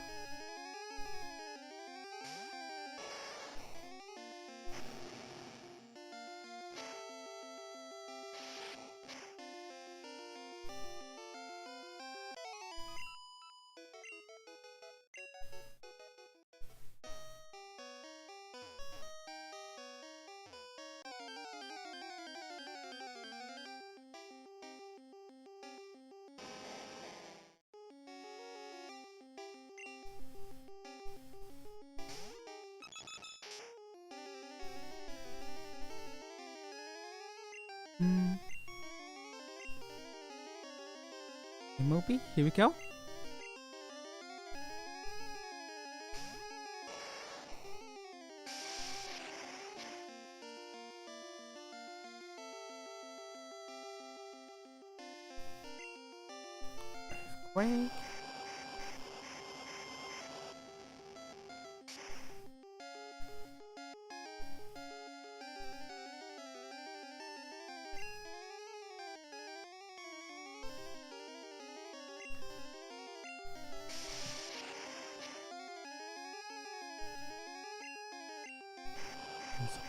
Earthquake. Earthquake.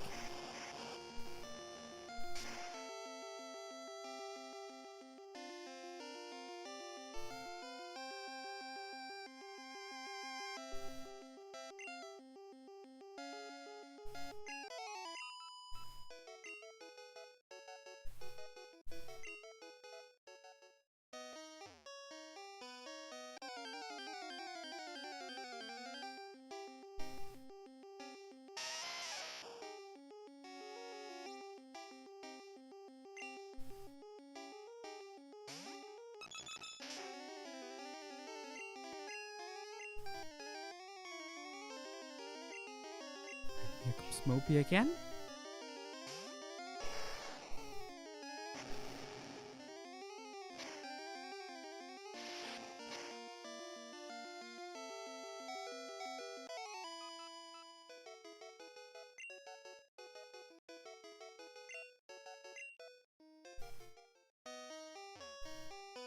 Fun fact, when I was a kid I thought Lance looked kinda like a vampire.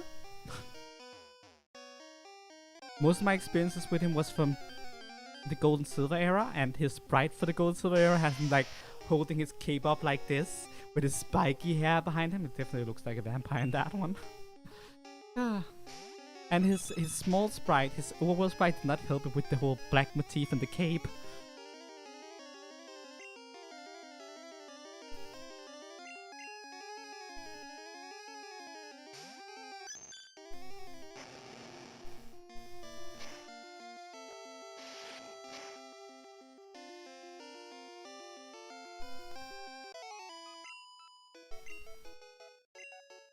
well, that is it for today. Thank you all so much for watching. I hope you enjoyed it. I had my fun. I'll be streaming again next week as usual. And on that, I guess I'll be spawning out. Bye!